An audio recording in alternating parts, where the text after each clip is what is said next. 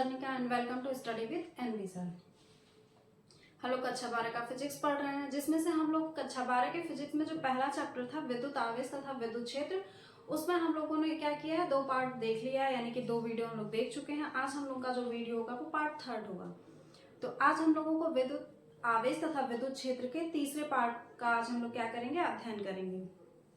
इसमें से हम लोग को पढ़ना क्या है, हम लोग कूलाम का नियम तो देख लिए थे कि कूलाम का नियम क्या है, और कूलाम के नियम के बाद में हमने क्या कहा था कि हम देखेंगे कि कूलाम के नियम में जो बल कार्य करता है और गुरुत्वाकर्षण नियम में जो कार्य करने वाला बल होता है, उन दोनों बलों का क्या करेंगे, हम लोग तुलनात्मक अध्ययन करेंगे।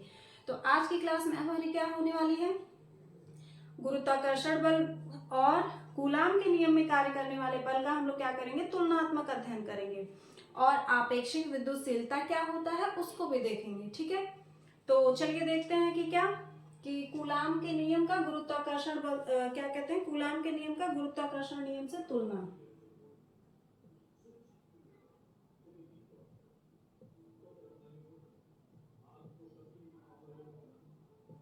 आप लोग हेडिंग लगाएंगे, कूलाम के नियम का गुरुत्वाकर्षण नियम से तुलना।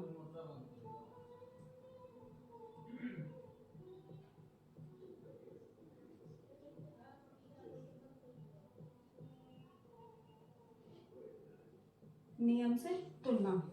इस तुलना के लिए क्या करते हैं, गुरुत्वाकर्षण का नियम क्या था, पहले हम लोग क्या पढ़ रहे हैं, कूलाम का नियम हम लोग जानते हैं कि ये क्या कहते हैं, दो आवेशों, दो भिन्न भिन्न आवेश, जैसे ये आवेश क्या है Q1 और ये आवेश है Q2, इन दोनों को एक दूसरे से अगर हम लोग r दूरी पे रखते हैं तो इनके बीच क्या होता है, एक बल कार्य करने लगता है, इनके बीच क्या होता है, एक बल कार्य करता है। ये हम लोग क्या पढ़े हैं, हम लोग पिछले क्लास में कूलाम के नियम पे क्या किए थे, डिटेल डिस्कस कर चुके हैं। तो कूलाम का नियम उम्मीद करते हैं आप लोगों को क्या होगा, तैयार हो गया होगा कि क्या होता है, यदि दो भिन्न भिन्न आवेशों को एक दूसरे से समान दूरी पे रखा जाए तो उनके बीच जो बल होता है वो आकर्षण या प्रतिकर्षण का लगता है।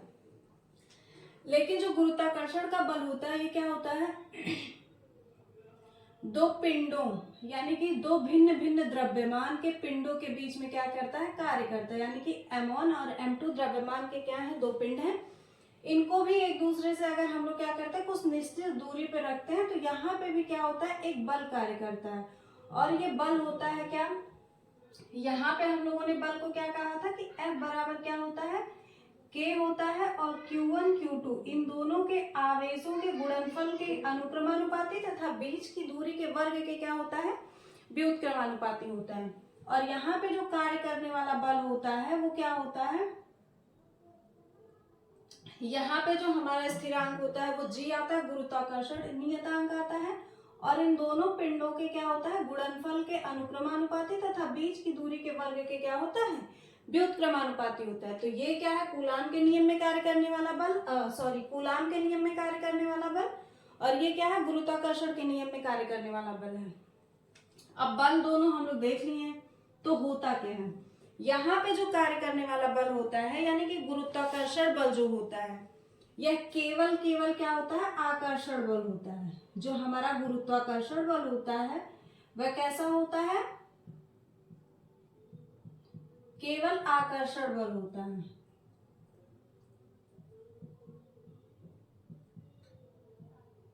यानी कि यहाँ पे प्रतिकर्षण का बल कार्य नहीं करता। हर प्रत्येक स्थिति में क्या होगा, हमारा जो क्या कहते हैं, गुरुत्वाकर्षण बल होगा वो क्या होगा, हमेशा अट्रैक्ट करेगा, यानी कि आकर्षण बल होगा। जबकि यहाँ पे क्या होता है, कूलाम के नियम में जो कार्य करने वाला बल होता है वो कैसा होता है, हम पहले भी बता चुके हैं कि यहाँ पे कार्य करने वाला बल या तो आकर्षण का होगा और या तो क्या होगा, प्रतिकर्षण का होगा। यानी कि यहाँ पे दोनों तरह के बल कार्य करते हैं। यहाँ पे कार्य करने वाले बल या तो आकर्षण के भी हो सकते हैं और या तो प्रतिकर्षण के भी हो सकते हैं। उसके बाद में और क्या होता है, इन दोनों में डिफरेंस, यहाँ पे गुरुत्वाकर्षण बल जो होता है हमारा वो क्या करता है, माध्यम पे निर्भर नहीं करता है।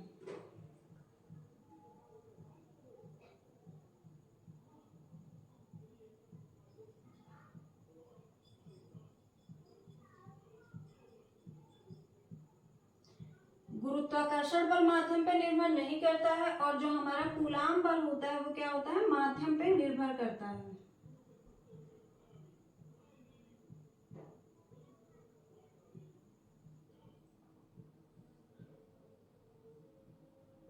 अब माध्यम पे निर्भर करने का मतलब क्या होता है,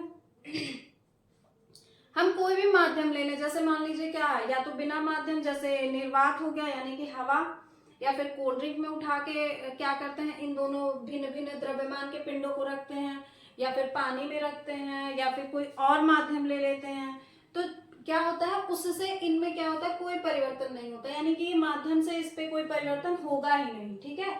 लेकिन यहाँ पे कूलाम का जो बल होता है वो माध्यम पे निर्भर करता है, यानी कि भिन्न भिन्न माध्यमों में जो कूलाम का बल होता है वो अलग अलग होता है, ठीक है। अब निर्भर करने का मतलब क्या होता है कि भिन्न भिन्न माध्यम होंगे तो वहां पे बल भी हमारा क्या होगा, अलग अलग होगा, ठीक है। उसके बाद में ये क्या था हमारा, कूलाम के नियम का गुरुत्वाकर्षण नियम से तुलना। अब यहाँ पे हम लोग क्या करेंगे, नोट बना के लिखेंगे कि जो कूलाम का नियम होता है, यानी कि कूलाम बल जो होता है,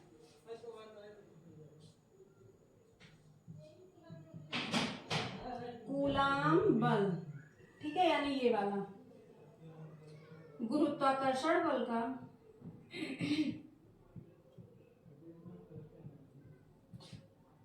कूलाम बल गुरुत्वाकर्षण बल का 10⁴ गुना होता है, ठीक है। ऑब्जेक्टिव के लिए, ऑब्जेक्टिव क्वेश्चन के लिए 1 नंबर के लिए इसको याद रखेंगे कि जो हमारा कूलाम बल होता है वो गुरुत्वाकर्षण बल का क्या होता है, 10⁴ गुना होता है। बाकी हम लोगों ने ये दोनों में क्या देखा, तुलना देखा कि जो हमारा गुरुत्वाकर्षण बल है वो केवल आकर्षण का बल होता है, जबकि जो कूलाम बल होता है वो आकर्षण के साथ साथ प्रतिकर्षण भी हो सकता है, ठीक है। उसके बाद जो हमारा यहाँ पे क्या होता है, गुरुत्वाकर्षण बल होता है वो माध्यम पे निर्भर नहीं करता, यानी कि उसको किसी भी माध्यम में अगर हम लोग क्या करते हैं, रख देते हैं, तो उससे जो बल होगा वो परिवर्तित नहीं होगा, यानी कि कोई भी फर्क नहीं आएगा उससे। लेकिन जो यहाँ पे कूलाम के नियम में बल कार्य करता है, यानी कूलाम का जो बल होता है वो माध्यम पे क्या करता है, निर्भर करता है। अब निर्भर करने का मतलब ही यही होता है कि किसी और माध्यम में रखेंगे तो वहां कार्य करने वाला बल कुछ और होगा, किसी और माध्यम में उठा के रखेंगे तो वहां बल का मान कुछ और हो जाएगा, यानी भिन्न भिन्न माध्यमों में जो बल होता है वो क्या होता है, अलग अलग होता है। ये क्या था, दोनों बलों में क्या था, तुलना था, ठीक है। उसके बाद जो हमारा क्या है मेन टॉपिक है वो क्या है, आपेक्षिक विद्युतशीलता, ठीक है। तो आपेक्षिक विद्युतशीलता क्या होती है, हम लोग चलिए इसको देखते हैं।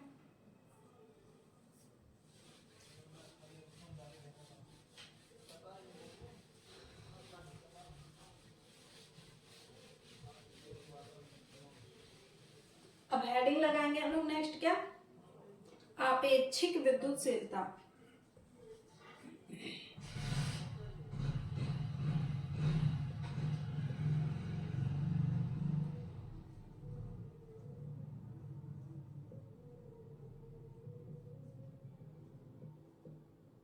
आपेक्षिक विद्युतशीलता को हम लोग एक नाम से और जानते हैं, उसका नाम क्या होता है, परावैद्युतांक।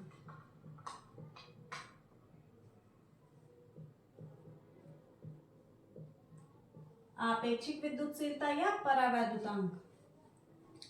अब ये क्या होता है, आपेक्षिक विद्युतशीलता या परावैद्युतांक क्या होता है, तो इसके लिए हम क्या करते हैं, अभी जो हम लोगों ने तुलना किया था, दो हम लोग आवेश लेते हैं, इन दोनों को एक दूसरे से कुछ दूरी पे रखेंगे और क्या करेंगे, यहाँ पे पहले इनको हम लोग क्या करते हैं, माध्यम में रखते हैं, यानी इन दोनों आवेशों को पहले क्या करते हैं, माध्यम में रखेंगे, ठीक है। अब माध्यम में रखेंगे तो क्या होगा, यहाँ पे भी एक बल कार्य करेगा, अभी हमने बताया है।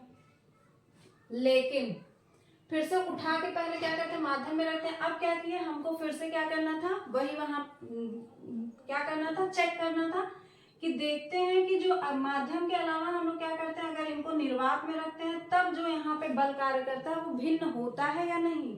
इसलिए क्या करते हैं, अब इनको उठा के हम क्या करते हैं, बिना माध्यम वाले में रखते हैं, यानी कि निर्वात में रखते हैं। बिना माध्यम का मतलब क्या होता है, निर्वात। तब भी क्या होता है, यहाँ पे क्या होता है, एक बल कार्य करता है। लेकिन माध्यम में रखने पे कार्य करने वाला बल और बिना माध्यम में रखने पे कार्य करने वाले बल का जो मान होता है वो क्या होता है, भिन्न भिन्न होता है, अभी हमने बताया है, ठीक है। तो इसके लिए हम पहले क्या करते हैं, यहाँ पे लिखते हैं, पहले इस कंडीशन के लिए लिखेंगे कि माना दो आवेश Q1 Q2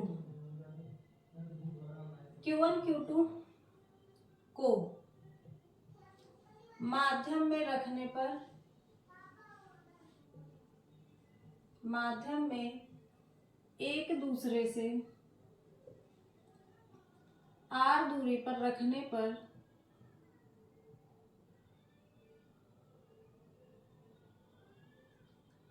उनके बीच कार्य करने वाला बल,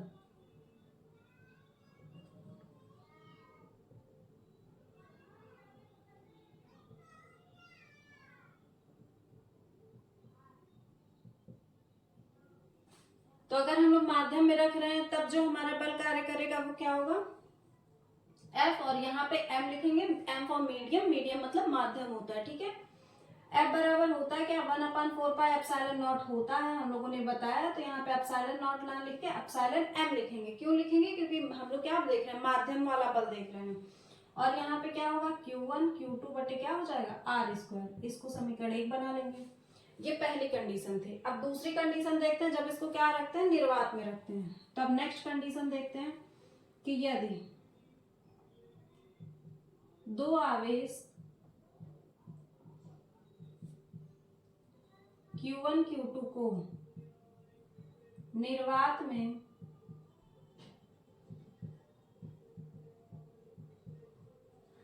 एक दूसरे से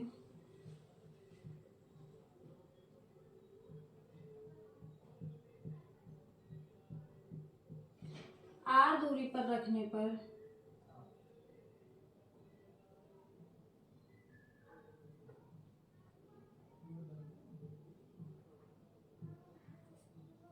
उनके बीच कार्य करने वाला बल,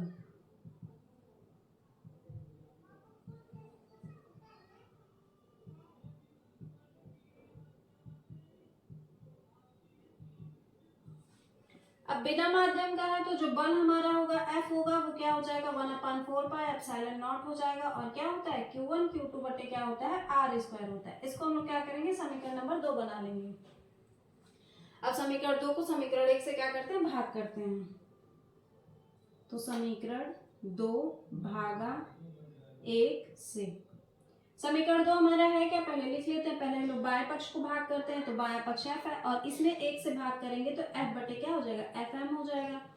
और इधर जब हम लोग दाएं पक्ष को करते हैं तो दायां पक्ष क्या है, 1/4 एप्सिलॉन नॉट है, Q1 Q2 बटे क्या है, r² है। अब बटे ये वाला इधर का जो दायां पक्ष है वो क्या है, 4 एप्सिलॉन m है, Q1 Q2 बटे क्या हो जाएगा, r²। 1/4 से 1/4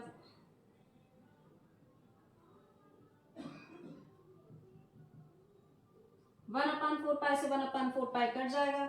Q1 Q2 अपन r² से Q1 Q2 बटे r² कट जाएगा। अब बचता क्या है, इधर क्या बचा है, F बटे Fm बचा है, और इधर हमारा क्या बचा है, 1 बटे एप्सिलॉन नॉट बचा है। फिर पूरे के बटे ये वाला जो हमारा मेन वाला था उसके नीचे क्या बचा है, 1 बटे एप्सिलॉन m। ये वाला जो था हमारा मेन वाला डिवाइडिंग था, तो इसको हम लोग क्या करेंगे, चेंज करेंगे। इसको जब हम लोग बदलेंगे तो 1/एप्सिलॉन नॉट, इसको हम लोगों ने बदला गुणा में, तो ये नीचे की चीजें हो जाएंगी, पलट जाएंगी, बटे 1, यानी कि ये क्या हो गया, F बटे Fm।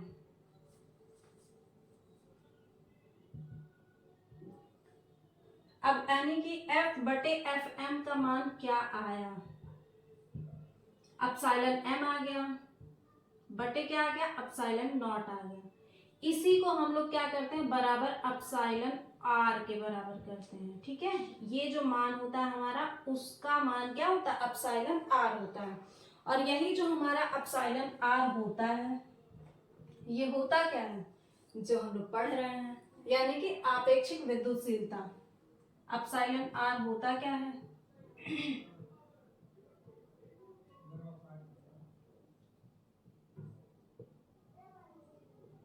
आपेक्षिक विद्युतशीलता, या क्या होता है, परावैद्युतांक होता है,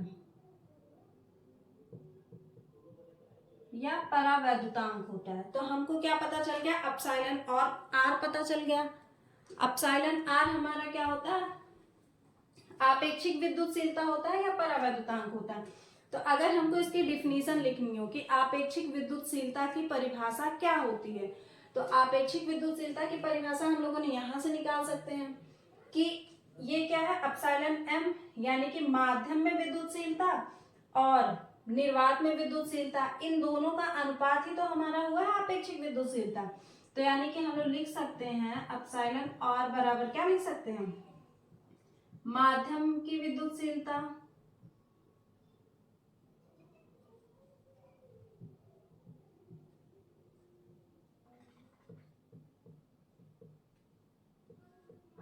बटे क्या हो जाएगा हमारा, निर्वात की विद्युतशीलता।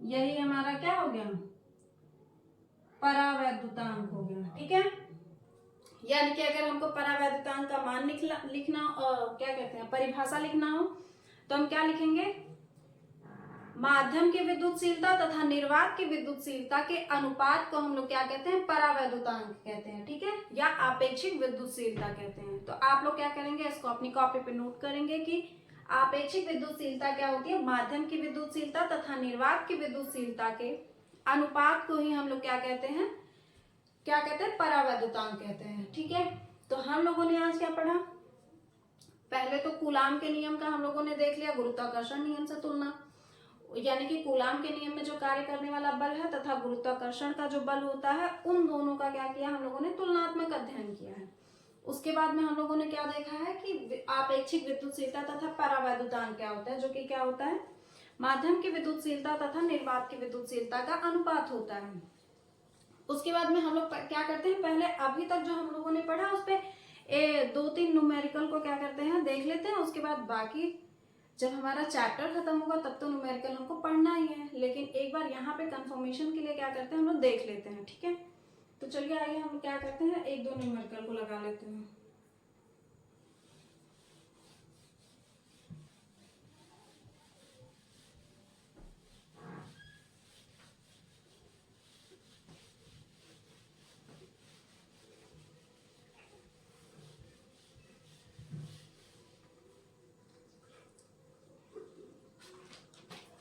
न्यूमेरिकल हमारा क्या है, पहला, दो आवेश एक दूसरे से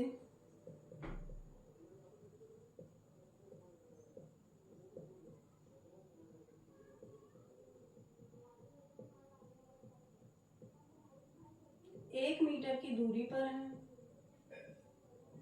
ठीक है, 1 मीटर की दूरी पर रखे गए हैं, तो उनके बीच क्या निकालना है हमको, कार्यरत बल। यानी कि यदि दो आवेश एक दूसरे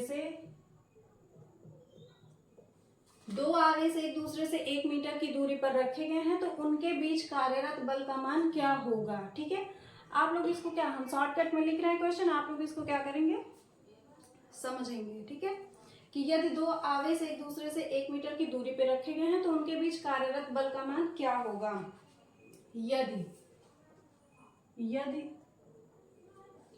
दोनों पर 2 कूलाम का आवेश हो।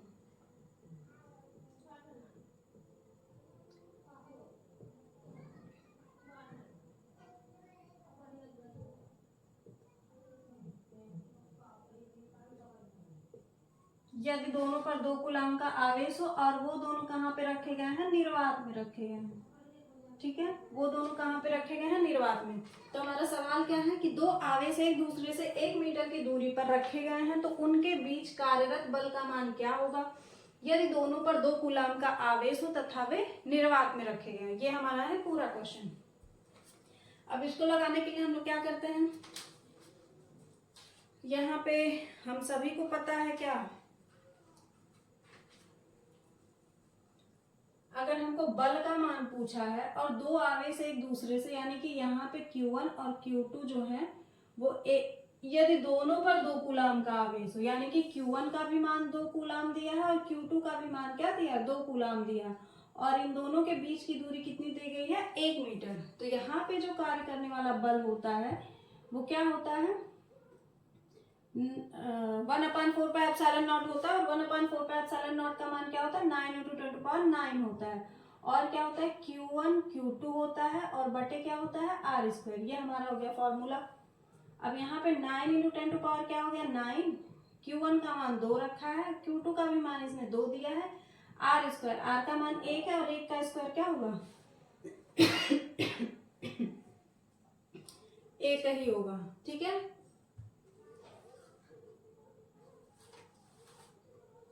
अब उसके बाद में हम लोग क्या कर सकते हैं, 9 इंटू 10⁹, 1 का कोई मतलब नहीं होगा, नीचे है, हर में है, और यहाँ पे क्या हो जाएगा 2 दूना 4, और 4 नवा क्या होता है 36, 36 गुणे क्या हो जाएगा 10 के घाते हो जाएगा 9। अब ये जो बल होता है, बल का मात्रक हमने पहले भी बताया क्या होता है न्यूटन, यानी कि इन दोनों आवेशों पे जो कार्य करने वाला बल होगा वो 36 गुणे 10 के घाते 9 न्यूटन का बल होगा। ठीक है, उसके बाद हम लोग हाँ क्या कहते हैं, ये था हमारा सवाल।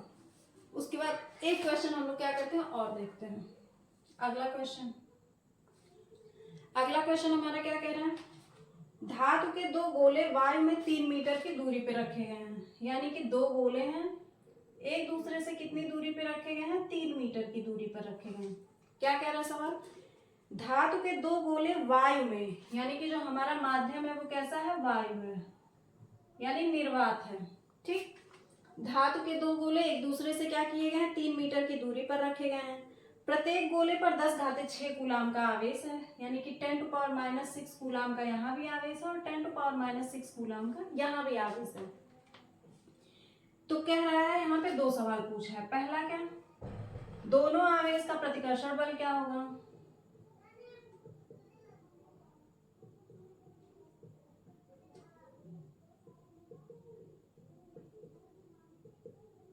दोनों आवेशों के बीच प्रतिकर्षण बल का मान कितना होगा। अगला क्या कह रहा है, दोनों गोले को उतनी ही दूरी पर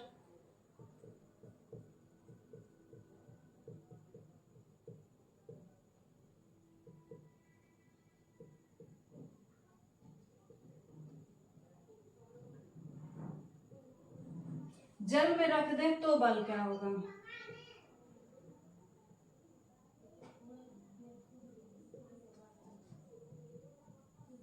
तो बल क्या होगा, यदि एप्सिलॉन आर का मान क्या कितना दिया है 10 दे दिया है हमको। ठीक है, तो यानी कि क्या कह रहा है, तो सबसे पहले तो हम लोग क्या करते हैं, यहाँ पे जो कार्यरत बल होगा यानी कि प्रतिकर्षण का बल होगा उसने पहले ही कह दिया है, लेकिन जो बल होता है वो क्या होता है, यहाँ पे हमने फॉर्मूला लिखा है। ठीक है, तो इसी को यहाँ पे उठा के रख देते हैं, F बराबर क्या हो जाएगा 9 इंटू 10⁻9 होगा, और Q1 का मान कितना दे रखा है 10⁻6 दिया है, Q2 का भी मान कितना दिया है 10⁻6 बटे R स्क्वायर, R का मान 3 है तो 3 का स्क्वायर मतलब 3 गुणा क्या हो जाएगा 3, इस 3 से इस 9 को काटा तो 3 आया और इससे इसको खत्म किया 10⁻9 बचा है, और ये क्या हो जाएगा दोनों क्या हो जाएंगे माइनस के 12 होंगे, 6 रुपए उधार था 6 और उधार ले लिया तो 12 रुपए क्या हो जाएंगे उधार, यानी कि माइनस चिन्ह के साथ में 12 हो जाएगा।